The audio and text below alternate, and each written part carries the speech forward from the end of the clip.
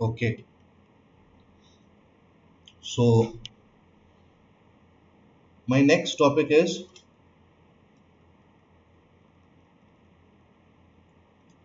purification of metals.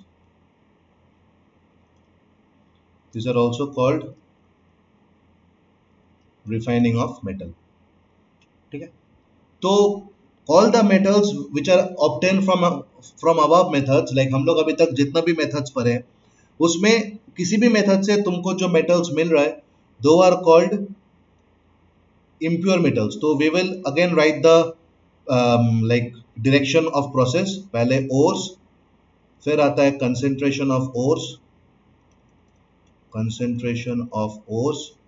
फिर वहां से आता है conversion of ores to oxides, फिर वहां से आता है reduction of oxides to metals. ये जो मेटल्स यहां पर आता है इसको बोला जाता है impure metal और crude metal. इसको बोला जाता है impure metal और crude metal. crude का मतलब है रॉ. अब क्रूड मेटल को मैं बेसिकली बहुत तरह का रिफाइनिंग मेथड से पास कर रहा हूं और प्यूरिफिकेशन मेथड से पास कर रहा हूं सो दैट मेरे को फाइनल मेटल मिले जो हम लोग डायरेक्ट यूज कर पा रहे. तो this is ready to use metal. तो एक चीज हम लोग को ऑलवेज याद रखना होगा, हम लोग ऑक्साइड्स को रिड्यूस करने के बाद हम लोग को जो मेटल्स मिल रहा है उससे हम लोग कुछ काम नहीं कर पाएंगे. That is a very crude form और इम्प्योर फॉर्म. तो बेसिकली वो क्रूड और इम्प्योर मेटल को अगर मैं रिफाइन करूं तभी मेरे को user friendly direct to use metals मिलेगा. तो ऐसा बहुत सारे प्रोसेसेस है फॉर रिफाइनिंग. मेरा first process is what I will study is liquation. Liquation हम लोग जब कंसंट्रेशन ऑफ ओर्स पढ़ रहे थे तब भी ये चीज पढ़े थे एंड तब भी हम लोग पढ़े थे कि दिस हैज गॉट टू, मतलब इसका main principle is this is based on the principle that metals within bracket impure or crude and the impurities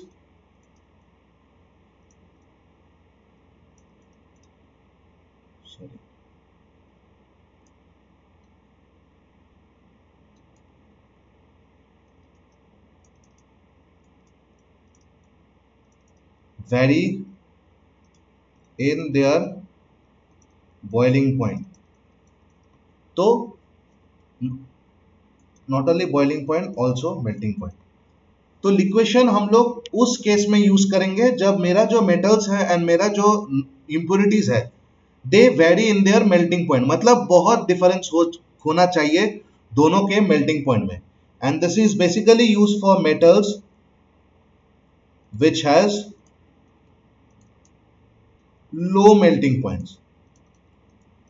अब लो मेल्टिंग पॉइंट मतलब मैं क्या बोलता हूं कि इंप्योरिटीज से कम मेल्टिंग पॉइंट. नहीं तो तुम कौन सा मेल्टिंग पॉइंट को लो बोलोगे? बहुत मेटल्स के लिए 200 डिग्री सेंटीग्रेड मेल्टिंग पॉइंट है, बहुत मेटल्स के लिए 300 डिग्री सेंटीग्रेड मेल्टिंग पॉइंट है, बहुत मेटल्स के लिए 80 डिग्री सेंटीग्रेड मेल्टिंग पॉइंट है, बहुत मेटल के लिए -15 डिग्री सेंटीग्रेड मेल्टिंग पॉइंट है. फॉर एग्जांपल मरकरी मेरा रूम टेम्परेचर में लिक्विड है तो उसका मेल्टिंग पॉइंट अगर तुम निकालना चाहो तो बहुत नीचे जाएगा.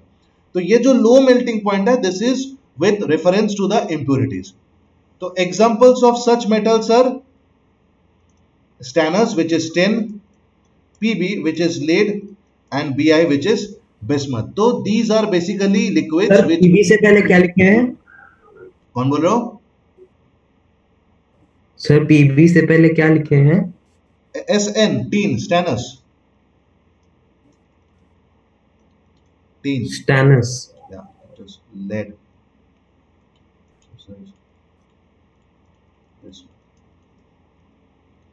So basically these metals are based on the principle that they can be easily melted but the impurities cannot be easily melted. तो यहाँ पर क्या क्या जाता है, मेरा एक फर्नेस रहता है. फर्नेस इज जहां पर मेरा सारे प्रोसेसेस होता है. मैं लास्ट क्लास बोला है blast furnace. Blast furnace is a container जहां पर हाई टेम्परेचर मेंटेन होता है एंड जहां पर सारे मेरा केमिकल प्रोसेस एग्जांपल मेल्टिंग वगैरह ऑक्सीडेशन रिडक्शन ये सारे फर्नेस में होता है। तो वहां पर इस प्रोसेस में क्या किया जाता है, जो इम्प्योर मेटल है उसको फर्नेस में जाके हीट करना होता है एंड वो जो फर्नेस का जो टेम्परेचर है that will be slightly above the melting point of the metal. Because अगर मैं मेल्टिंग पॉइंट के नीचे टेम्परेचर रख रहा हूं तो मेरा मेटल मेल्ट नहीं करेगा, वेरएज ये प्रोसेस का मेन फंडामेंटल इज मेरे को मेटल को मेल्ट कराना है एंड मैं वही सब मेटल्स के लिए यूज कर सकता हूं जिसका मेल्टिंग पॉइंट इंप्योरिटीज से कम है। तो एक चीज मेरे को ऑलवेज याद रखना है कि जो फर्नेस है उसका जो टेम्परेचर है उसको मैं कोई भी टेम्परेचर रख नहीं सकता, उसका temperature should be slightly above the melting point of the liquid, तो sorry melting point of the metal. तो उसमें क्या होगा, मेरा मेटल मेल्ट कर जाएगा एंड मेटल जब भी मेल्ट करेगा तो my solid changes to liquid form, वो लिक्विड मेटल को हम लोग कलेक्ट कर लेंगे और मेटल्स मेल्ट करने के बाद वो कंपाउंड में वो जो इम्प्योर सैंपल है वहां पर मेरा इंप्योरिटीज रह जाता है।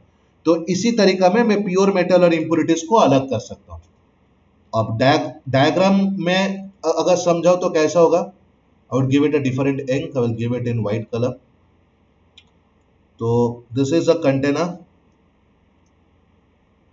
यहां पर this is a container to collect molten metal,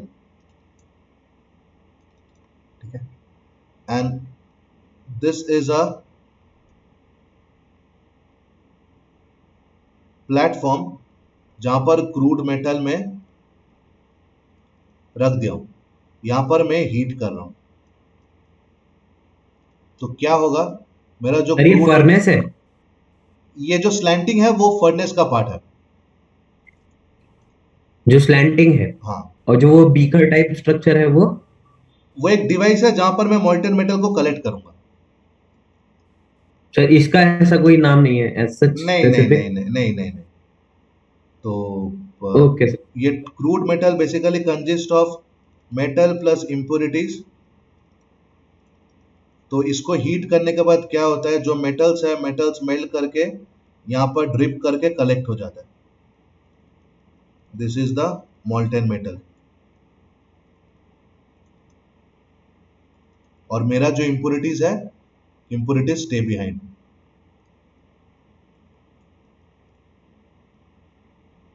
impurities stay behind. This entire process is called liquefaction. समझ में आया सबको?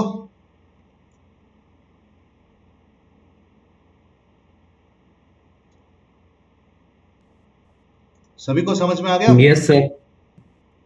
आवा, Saumya, Shruti, Sumit? Yes sir. Yes sir. Yes sir. Okay, लिख लिया? Yes yes sir. Sir. Sir ये डायग्राम पे बना दें।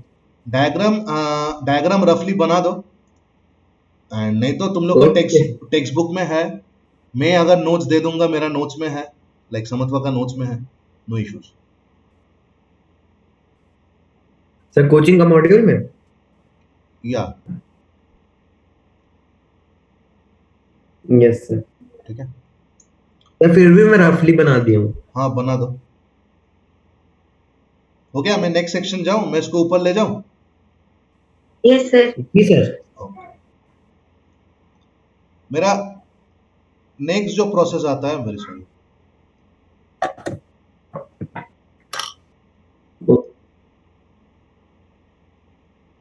मेरा नेक्स्ट जो प्रोसेस आता है उसको मैं बोलता हूं डिस्टिलेशन।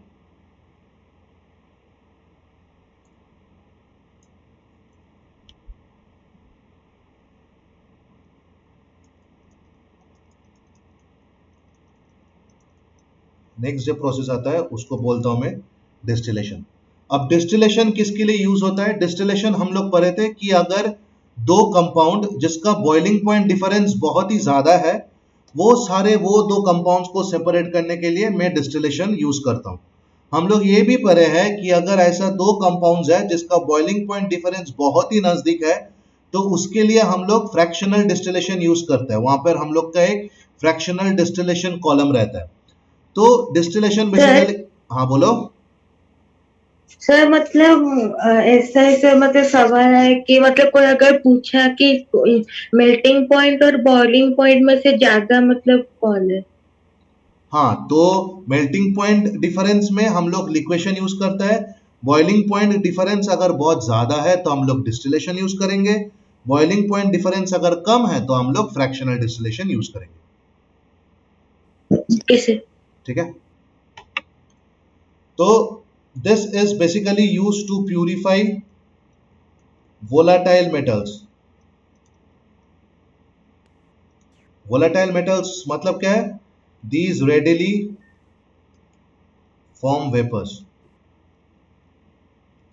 Sir very reactive. या और बेसिकली वेपर मतलब इसका बॉइलिंग पॉइंट बहुत ही कम है, such as mercury and zinc. ये दो मेटल है जो गैलियम। बहुत वोलाटाइल है।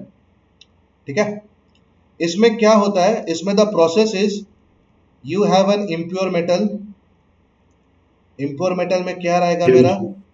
Metal plus impurities that is taken in a sir particular. हाँ बोलो। सर जो ये इम्प्योरिटीज है सर वो क्या क्या हो सकते हैं मतलब वो किसी मेटल में? वो बेसिकली देखो, तुम कुछ भी एक्सट्रैक्शन करो, बेसिकली मैक्सिमम मेटल ऑक्साइड्स को मैं कार्बन के थ्रू रिड्यूस करता हूं। तो कुछ portion carbon dioxide, carbon monoxide crystal जब मेटल जब फॉर्म होता है उसके अंदर एब्जॉर्ब हो रहता है। ठीक है, ये बेसिकली वही इंप्योरिटीज है जो हम लोग किसी भी ये इंप्योरिटीज क्या होगा ये हम लोग को स्टार्टिंग में पता नहीं होता है। ये बेसिकली मेटल्स जब फॉर्म होता है, जब रिडक्शन प्रोसेस होता है, भाई हम लोग जो किए थे एल्युमिनियम बोलो, सोडियम बोलो, कार्बन बोलो, कार्बन यस सर। मोनोऑक्साइड बोलो, ये जो प्रोसेस है इसमें जब मेटल्स मेल्ट होके जब प्योर मेटल, जब तुम्हारा मेटल फॉर्म हो रहा है, मेटल ऑक्साइड से जब रिडक्शन होके मेटल फॉर्म हो रहा है, उसी प्रोसेस में ये कुछ कुछ अलग कंपाउंड्स खुद के अंदर एब्जॉर्व कर लेता है। ये जो एब्जॉर्व कर लेता है ये बेसिकली इसका जो प्योरिटी है इसको डिस्टर्ब कर लेता है। तो ये जो सारे चीज मेटल्स एब्जॉर्ब कर लेता है जब वो फॉर्म होता है, इसको हम लोग इंप्योरिटीज बोलते हैं। ठीक है, ओ यस सर। ये यस सर। इंप्योरिटीज डिटेल में तुम लोग क्लास 12 में पढ़ोगे। फिलहाल तब कभी बेसिकली जितना भी गैस होता है, मान low carbon dioxide, sulphur dioxide, phosphorus pentoxide, ये सारे जो गैसेस है, ये गैसेस जब सॉलिड, जब मोल्टेन मेटल फॉर्म हो रहा है तब वहां पर वो एब्जॉर्ब हो रहा है, वो एब्जॉर्ब हो जाता है ऑटोमेटिकली। तो हम लोग उसको रोक नहीं सकते उस टाइम में, बिकॉज वो रिडक्शन बहुत ही हाई टेम्परेचर में होता है वहां पर हम लोग। एंड वहां पर वो ब्लास्ट फर्नेस में जो भी है सब गैस है, कोई सॉलिड नहीं है, सब गैस है। उतना हाई टेम्परेचर में सबका वेपर वहां घूम रहा है। तो किसका वेपर कहाँ एब्जॉर्ब हो जाता है ये हम लोग के लिए मैनेज करना दिक्कत होता है। इसलिए हम लोग क्या करता है, मेटल जब एक बार हो गया, जब एक बार हम लोग को मॉल्टन मेटल मिल जाता है, उसके बाद हम लोग उसको ये सारे प्रोसेस के थ्रू पास करा देता है। अब जहां पर इंप्योरिटीज रिमूव हुआ अच्छा है, जहां पर किसी भी प्रोसेस में अगर इंप्योरिटीज रिमूव नहीं हुआ तो हम लोग मान लेते हैं कि मेरे को जो मेटल मिला है वो पूरा प्योर मेटल है। ठीक है, ओ यस सर। या समझ गया। तो ये जो इम्प्योर सर जो मेटल। गैलियम हाँ है सर, क्या? सर उसको भी जो सर एक जो वॉलेटाइल मेटल में जो 31 एटॉमिक नंबर वाला सर गैलियम, हाँ सर उसको भी ले सकते हैं? वो भी लिक्विड एट रूम टेम्परेचर रहता है। हाँ देखो, हाँ वो लिक्विड है, रूम टेम्परेचर है, तुम दे सकते हो, बट मैं मरकरी जिंक क्यों लिया हूं, बिकॉज मरकरी जिंक का जो ओर है वो अवेलेबल है, गैलियम का ओर बहुत कम मिलता है। और भी थोड़ा और भी थोड़ा क्लास इंक्रीज होगा तो पता चलेगा gallium is a very high reactive metal. वो बेसिकली तुमको प्योर स्टेट में बहुत कम ही मिलता है। सर और ब्रोमाइन? ब्रोमाइन तो नॉन मेटल हो गया। यस सर वो नॉन मेटल हो गया ब्रोमाइन तो सर। नॉन मेटल हो गया। ब्रोमाइन नॉन मेटल्स का एक्सट्रैक्शन बहुत ही सिंपल होता है। नॉन मेटल्स का एक्सट्रैक्शन बेसिकली किसी भी ऑक्सीडेशन रिडक्शन का, किसी भी रिडॉक्स रिएक्शन व किसी भी सब्स्टिट्यूशन डिस्प्लेसमेंट रिएक्शंस का जो बाई प्रोडक्ट होता है वहां से मेरे को सारे नॉन मेटल्स वगैरह मिल सकते हैं। बट दिक्कत होता है मेरे को इतना बड़ा सेटअप चाहिए basically for the extraction of metals. Non metals में भी जब हम लोग सेपरेटली क्लास 11 में उठ के जब तुम लोग सेपरेटली हाइड्रोजन पढ़ोगे, उसके बाद जब पी ब्लॉक एस ब्लॉक पढ़ोगे तो वहां पर भी हम लोग देखेंगे laboratory method of preparation of phosphorus, for bromine, for chlorine, वो भी अलग अलग है। ठीक है। तो यस सर। यहां पर क्या है, ये जो इम्प्योर मेटल है, it is taken in a vessel. ये वेसल का नाम is retort, RETORT। It is a specially design vessel which is used in distillation, and यहां पर इसको स्ट्रॉन्ग हीटिंग किया जाता है। स्ट्रॉन्ग हीटिंग में क्या होता है, मेरा जो मेटल होता है ये वोलाटाइल है, तो इट फॉर्म वेपर्स। तो मेटल फॉर्म वेपर्स, तो मेटल वेपर वहां पर फॉर्म हो जाता है। मेटल वेपर फॉर्म होने के बाद क्या किया जाता है, ये जो वेपर फॉर्म हुआ, ये जो वेपर फॉर्म हुआ, it is pass through a condensation chamber. अब कंडेंसेशन चेंबर में काम क्या होता है, वेपर से लिक्विड स्टेट, मतलब तुमको टेम्परेचर घटाना है। वो तुम कैसे घटाओगे, वो होता है नीचे से मेरा पाइप्स जाता है जहां पर कोल्ड वाटर है। ये कंडेंसेशन चेंबर के थ्रू मेरा पाइप्स जाता है विच कंटेन्स कोल्ड वाटर। यहां से कोल्ड वाटर घुसता है, यहां से सारे हीट एब्जॉर्ब करके यहां पर ये वार्म वाटर होके निकलता है। ठीक है। तो ये कंडेंसेशन चेंबर में क्या होगा, पूरा टेम्परेचर जब घट जाएगा तो मेरा एक अलग चेंबर में मैं कंडेंस मेटल को कलेक्ट कर लेता हूं। ठीक है। और यहां पर, सर एक और बार सर। हाँ, यहां पर मेरा जो रह जाता है, they are basically non volatile impurities. हाँ, तो ये प्रोसेस में क्या होता है, बेसिकली मेरा जो मिक्सचर है इम्प्योर मेटल प्लस इंप्योरिटीज, इसको मैं एक स्ट्रॉन्ग एक बीकर में डालता हूं जिसका नाम इज रिटॉर्ट, RETORT। रिटॉर्ट में इसको बहुत हीट करता हूं, स्ट्रॉन्ग हीटिंग। तो स्ट्रॉन्ग हीटिंग के लिए क्या होता है, मेरा मेटल्स में बोला था वोलाटाइल है, तो मेटल क्या करतेगा, वो वेपर फॉर्म कर देगा। यही वेपर को मैं पास करूंगा कंडेंसेशन चेंबर। कंडेंसेशन चेंबर में क्या होगा, ये vapour will change to liquid and correspondingly it changes to solid. वो लिक्विड में भी चेंज कर सकता है, सॉलिड में भी चेंज कर सकता है। चेंज होने के बाद हम लोग कंडेंस मेटल को सेपरेट कर लेते हैं। तो ये पूरा प्रोसेस से कंडेंस मेटल सेपरेट होने के बाद मेरा जो रिटॉर्ट में जो नीचे जमा हो जाता है, those are called non volatile impurities. ठीक है। Yes sir. सबको समझ में आ गया। और सर उस कंटेनर को रिसीवर बोलते हैं। हाँ, इस कंटेनर को रिसीवर बोलते हैं। गुड। बाकी सबको समझ में आया, आवा आवा, यस सर। सौम्या, यस। श्रुति। सर कंडेंसेशन चैम्बर में पहले ठंडा पानी फिर गर्म पानी देंगे। नहीं, पहले ठंडा पानी देता है, ये पानी ऐसा फ्लो करता है, यहां से हीट लेता है, एंड फिर यही पानी गर्म पानी होकर निकल जाता है। Yes sir. ठीक है। श्रुति समझ में आ रहा है।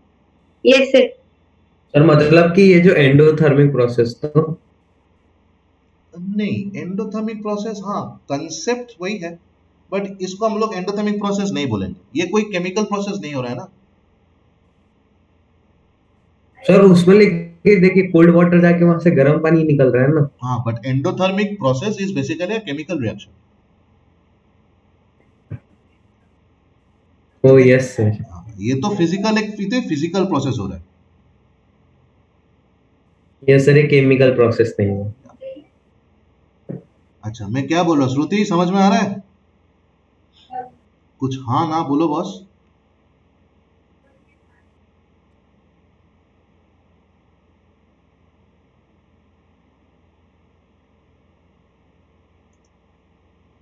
लेट्स सी कहाँ गया श्रुति।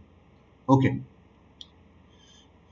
तो मैं नेक्स्ट मेथड जो हम लोग यूज करता है, दैट इज कॉल्ड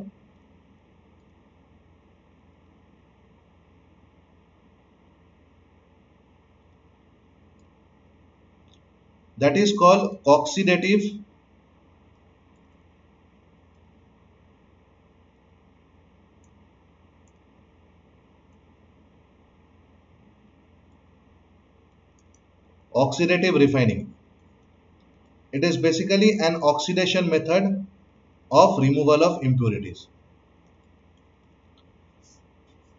तो इसमें क्या होता है, ये उन मेटल्स के लिए यूज होता है जिसमें जो इम्प्यूरिटीज है उस पे उसका ज्यादा टेंडेंसी है to get oxidise than the metal. तो लिख सकता हूं used in case of used in cases where the impurities present has a greater tendency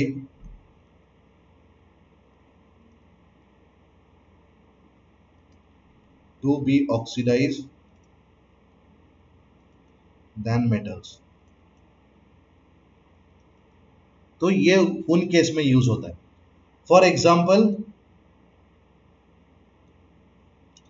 example मेरा जो इम्प्योर आयरन है, इम्प्योर आयरन को हम लोग बोलते हैं पिग आयरन, और कभी कभी इसको कास्ट आयरन भी बोलता है, बट बेसिकली हम लोग उसको पिग आयरन बोलते हैं। तो इसको रिफाइन करने के लिए we basically use oxidative refining. क्यों? पिग आयरन में बहुत सारे इंप्योरिटीज रहता है, जैसे carbon, silicon, phosphorus, sulphur, manganese etcetera. ये सारे वेपर जब आयरन फॉर्म होता है तब वहां पर एब्जॉर्ब हो रहता है। तो हम लोग इसको कैसे रिमूव करेंगे? हम लोग क्या करेंगे, वी टेक पिग आयरन, मान लो दिस इज पिग आयरन, इसके through we pass a blast of hot air, मतलब इसके ऊपर से मैं गर्म हवा पास करूंगा, राइट। व्हेनेवर इसके ऊपर से मैं blast of hot air pass करूंगा, यहां पर जितना भी इंप्योरिटीज है ये सारे अपना अपना ऑक्साइड्स बना लेगा। कार्बन बनाएगा कार्बन डाइऑक्साइड, सल्फर बनाएगा सल्फर डाइऑक्साइड, फॉस्फोरस बनाएगा फॉस्फोरस पेंटॉक्साइड, सिलिकॉन बनाएगा सिलिकॉन डाइऑक्साइड, मैंगनीज बनाएगा मैंगनीज डाइऑक्साइड। ये सारे अपना अपना ऑक्साइड बना लेगा। ऑक्साइड बना के ये क्या होता है, ये रिमूव हो जाता है, ये रिमूव हो जाता है। ये ऑक्साइड जब भी बनाएगा ऑन स्पॉट ये रिमूव हो जाएगा। तब ये ऑक्साइड बनाने के बाद और मेटल में नहीं रहेगा, ये मेटल में एलिमेंटल स्टेट में ही रह सकता है। जब मैं सल्फर फॉस्फोरस इन लोग को इन एज एन एलिमेंट ट्रीट करूंगा तभी ये लोग मेटल के अंदर रह सकते हैं। बट जब ये लोग ऑक्साइड फॉर्म हो गया तब ये कंपाउंड फॉर्म हो गया। कंपाउंड फॉर्म होने के बाद ये लोग ऑटोमेटिकली मेटल से निकल आ जाता है। तो मेरा यहां पर क्या रहता है, मेरा यहां पर रहता है pure iron.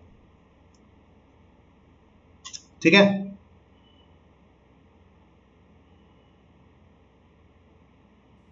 Yes sir.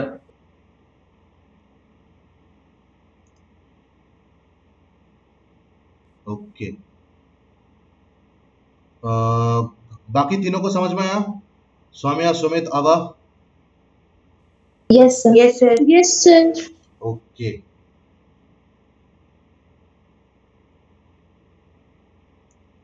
good. Next is my next process of refining is basically electrolytic refining. Sir NCERT में सिर्फ एक ही टाइप का रिफाइनिंग दिया हुआ है। I know, but किस बार का जो एग्जाम्स है उसमें भरोसा नहीं होता है। तो बस ये लाइक एकदम ब्रीफ आइडिया। इलेक्ट्रोलाइटिक रिफाइनिंग में क्या होता है, it is basically based in the process of electrolysis. मैं लास्ट क्लास समझाया था कैसे होता है electrolysis. It is a solution yes sir, cathode anode पे रख के, जिसको इलेक्ट्रोलाइट बोलता है। इस यहाँ पर दो इलेक्ट्रोड्स रहता है, एक के प्लस एक के माइनस। माइनस को हम लोग बोलता है कैथोड, प्लस को हम लोग बोलता है एनोड, राइट। अब इलेक्ट्रोलाइसिस कैसे करोगे, यहाँ पर हम लोग के सिर्फ के की कंडीशन हम लोग को याद करना है। For example let us take the metal copper. तो कॉपर मेरा इम्प्योर है, तो मैं जब ये सेटअप बनाऊंगा तो मेरे को क्या नोटिस रखना है, कैथोड में I will place a thin sheet of pure copper and anode में I will be giving my impure copper. अब रिएक्शन क्या होता है, रिएक्शन होता है कि एनोड में जो कॉपर है वो 2 इलेक्ट्रॉन लूज करके कॉपर 2+ होता है, और कैथोड में क्या होता है, यही जो कॉपर 2+ जो एनोड से निकला वो कैथोड में 2 इलेक्ट्रॉन लिखे प्योर कॉपर होके डिपॉजिट हो जाता है। राइट। ये एनोड में। ये कैथोड में। कैनोड में क्या होता है, एनोड में जो इम्प्योर कॉपर है वो इलेक्ट्रॉन लूज करके कॉपर आयन फॉर्म करता है। कैथोड में क्या होता है, यही कॉपर आयन कैथोड से इलेक्ट्रॉन लेके मेटेलिक कॉपर डिपॉजिट कर लेता है। बेसिकली हम लोग एक चीज ऑलवेज याद रखेंगे, कैनोड से मेटल इलेक्ट्रॉन छोड़ के मेटल आयन फॉर्म करने इलेक्ट्रोलाइट आता है, एंड कैथोड से इलेक्ट्रोलाइट इलेक्ट्रॉन गेन करके मेटल फॉर्म कर लेता है। ये जो सर्कल है ये नोटिस करना। एनोड में ऑलवेज इलेक्ट्रॉन लॉस करके मेटल आयन फॉर्म करके वो इलेक्ट्रोलाइट में डिसॉल्व हो जाता है। एंड इलेक्ट्रोलाइट से क्या होता है, कैथोड से इलेक्ट्रॉन लेके इलेक्ट्रोलाइट का कोई एक मेंबर मेटालिक फॉर्म में कैथोड में डिपोज हो जाता है।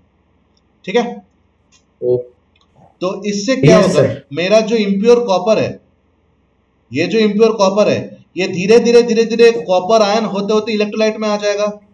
और मेरा जो कैथोड है इसमें क्या होगा, इसमें मेरा जो प्योर कॉपर है ये डिपॉजिट होता रहेगा। राइट, ठीक तो है। सर क्या आता है प्योर कॉपर? हाँ फिर से बोलो, फिर से बोलो, सुनाई नहीं दिया। सर कैथोड में प्योर कॉपर आता है।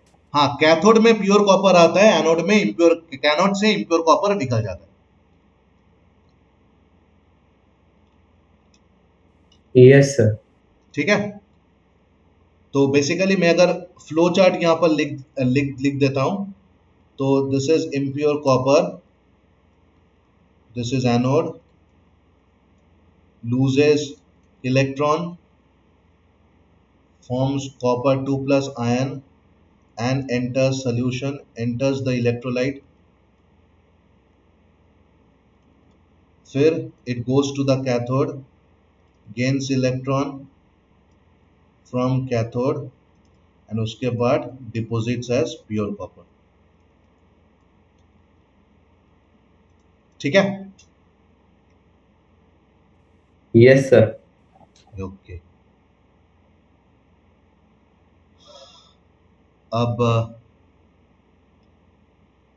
एक बार कोरोशन आप लोग पढ़े थे राइट? Yes sir. तो कोरोशन वाला पोर्शन में नोट्स दे दूंगा, एक बार पढ़ लीजिएगा। पढ़ने के बाद क्या डाउट है मेरे को बोल दीजिएगा नेक्स्ट क्लास। ठीक है, तो yes sir. With this process मेरा बेसिकली ये चैप्टर का समाप्त होता है। इसके बाद ये क्लास खत्म हो जाएगा और 3 मिनट में। तो जैसे हमेशा हम लोग करते हैं, हम लोग no sir. No sir. No sir. Okay good. तो अब इसका क्वेश्चंस मैं आप लोग को दे दूंगा, आप लोग पहले चैप्टर पढ़ लीजिएगा, देन इसका क्वेश्चन आंसर सॉल्व करके सॉल्व कीजिएगा, जहां जहां डाउट है मेरे को पूछ लीजिएगा। ठीक है, एंड सर एनसीईआरटी एक्सरसाइज। क्या क्या? Sir NCERT exercise. Yes, NCERT exercise. ठीक है, ओके। अब यहां पर वेदांश ने मेरे को कल एक क्वेश्चन भेजा था। तो वेदांश ये सिर्फ आपका स्कूल का क्वेश्चन है या चारों, माने आप चारों एक ही स्कूल में हो? सर हम सब लोग एक ही स्कूल में है सर। मतलब ये क्वेश्चन सबके पास है, जनता स्कूल बरबिल वाला? Yes sir. Okay yes sir. Good. तो कब बोलो वेदांश मैं क्वेश्चन का क्या करूं, मैं कंप्लीट एक बार डिस्कस कर दूं या तुम लोग करे हो उसमें कुछ कुछ डाउट्स है मेरे को बताना है? सर आप एक बार डिस्कस कर देंगे ना तो मैं वो चेक चेक भी कर लूंगा सर स्टेप्स कैसे हुआ है। अच्छा ओके, तो मैं क्या फिजिक्स केमिस्ट्री सब डिस्कस कर दूं? नो सर सिर्फ केमिस्ट्री डिस्कस कर दीजिए। ओके, तो केमिस्ट्री का first problem is the colour of the gas evolved on heating solid lead nitrate. तो लेड नाइट्रेट हीट करने से सर वो क्या रेडिश ब्राउन होता है कलर।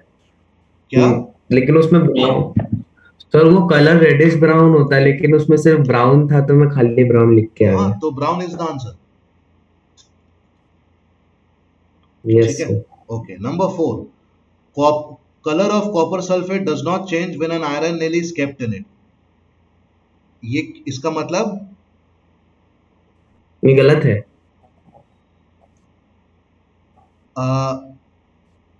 नहीं, ये सही है। यस सर, क्योंकि ये गलत है। सर गलत है। ये गलत है बिकॉज आयरन और कॉपर में आयरन मोर रिएक्टिव है ना।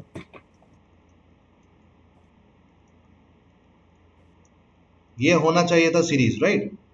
तो कॉपर बहुत नीचे है, तो आयरन कॉपर को अपने सॉल्ट से डिस्प्लेस कर ही देगा। ठीक है सर, आपने स्क्रीन शेयर किया है? मैंने स्क्रीन शेयर नहीं किया है, कर दूं क्या? कर रहा हूं, लो कर दिया। Yes sir.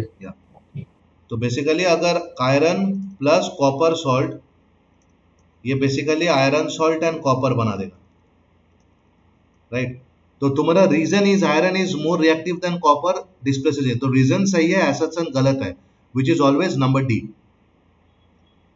यस सर, मेरा भी वही है। सबको नंबर डी किया है?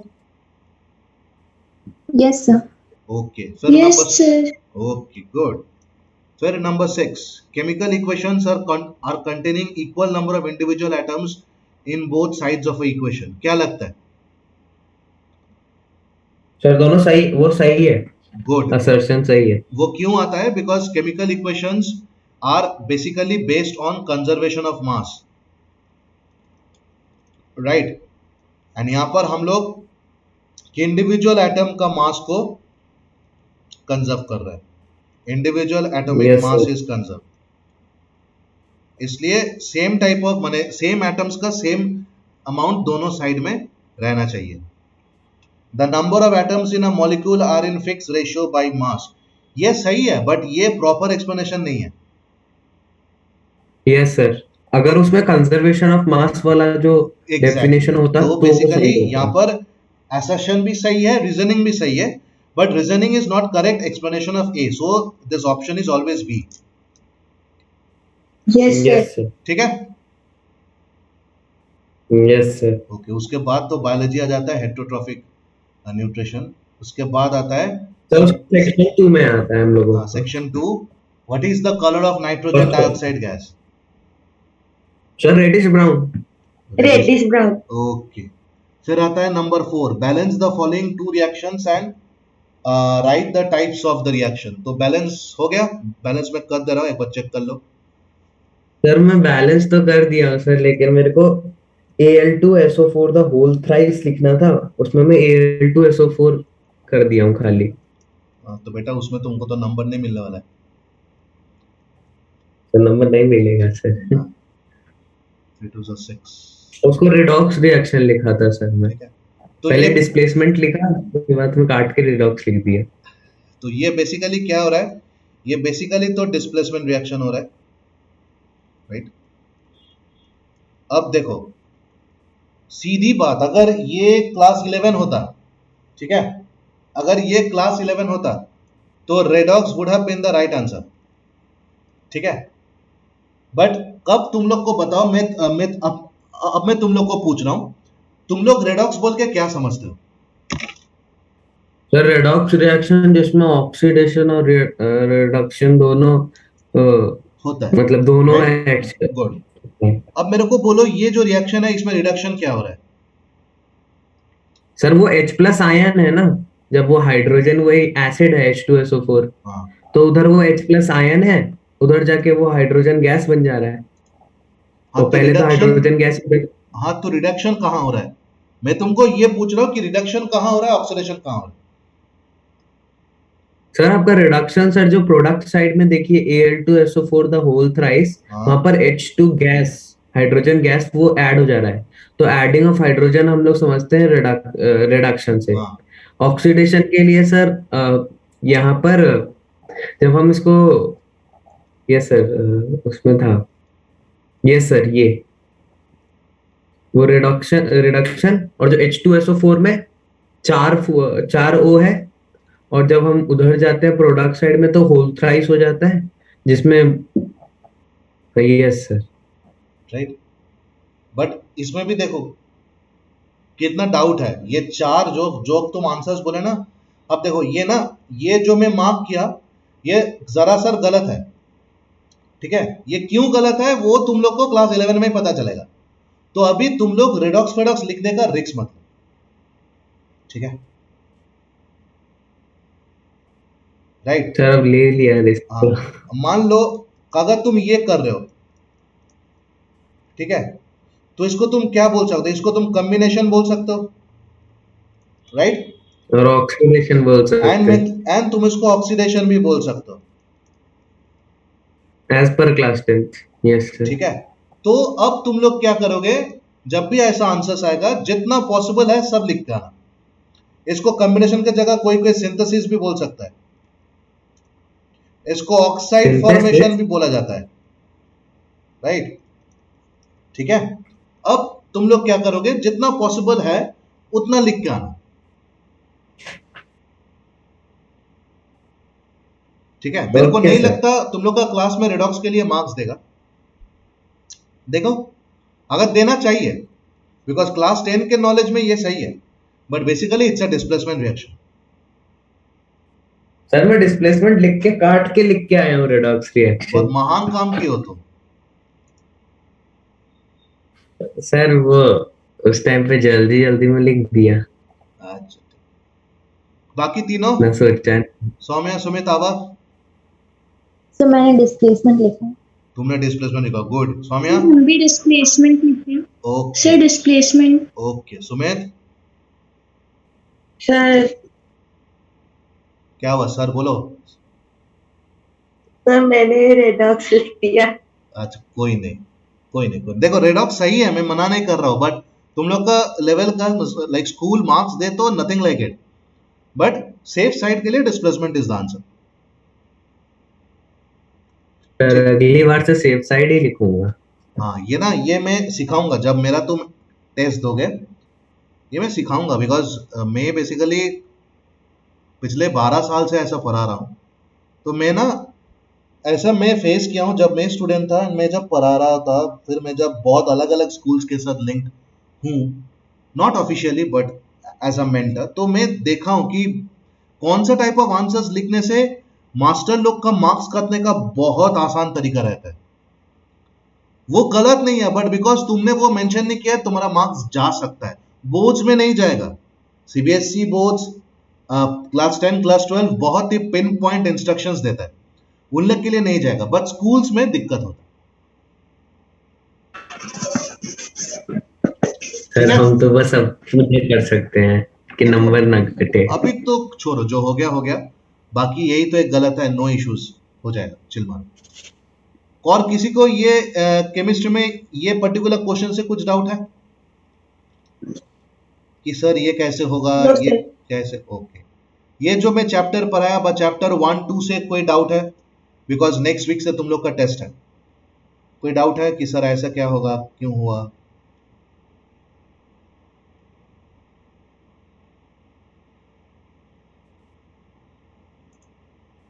नहीं। ओके, आवा, नो सर।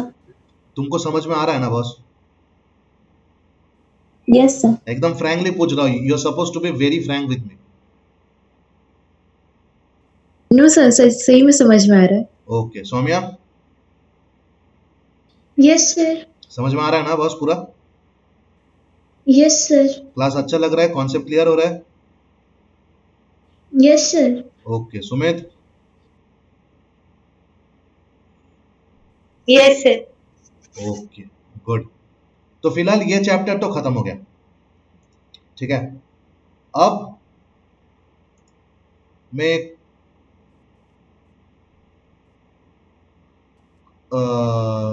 ओके, एक बहुत कुछ फेमस मतलब कुछ कॉमन क्वेश्चंस में सॉल्व करा रहा हूं, कर लेते हैं, और कुछ 5 6 मिनट बाकी है, एक ही क्वेश्चन होगा। तो the question is in nature, aluminium is found in the form of compounds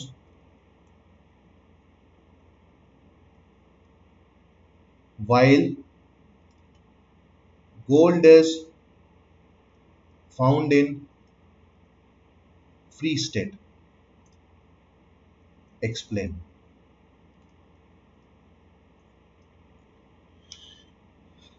सवाल है कि ये बेसिकली 2000 का सीबीएसई 2000 साल में सीबीएसई में आया था। सवाल है कि नेचर में एल्युमिनियम बहुत सारे कंपाउंड्स में रहता है, whereas गोल्ड प्योर स्टेट में रहता है, क्यों? तो जब भी ऐसा सवाल आएगा तो पहले बात is you have to give an attention to the reactivity series. तो पहले मैं रिएक्टिविटी सीरीज लिख लेता हूं एंड तुम लोग को ये फुल बाय हार्ट होना चाहिए।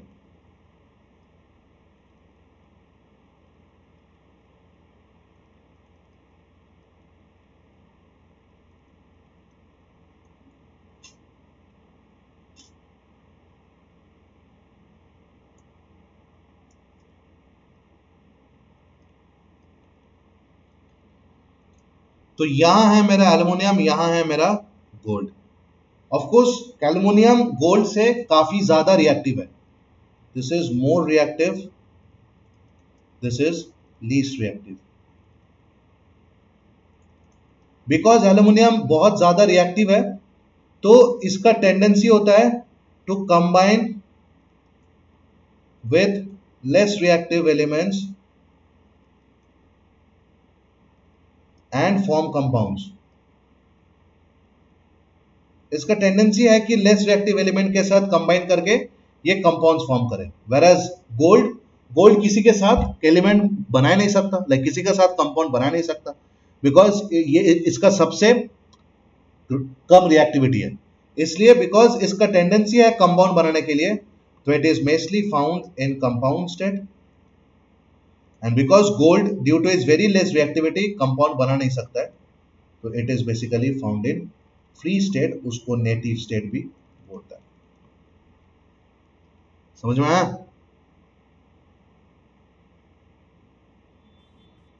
Yes sir.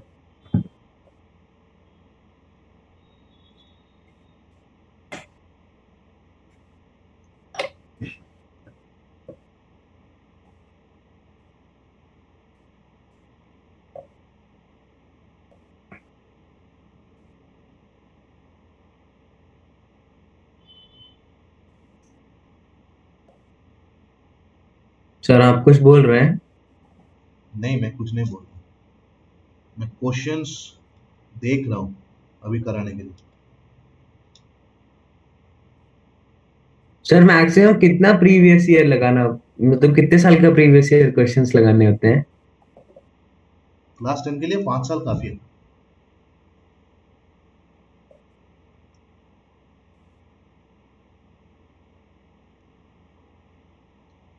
चलो ठीक है, नथिंग मोर। बाकी मैं क्वेश्चंस दे दूंगा, ठीक है?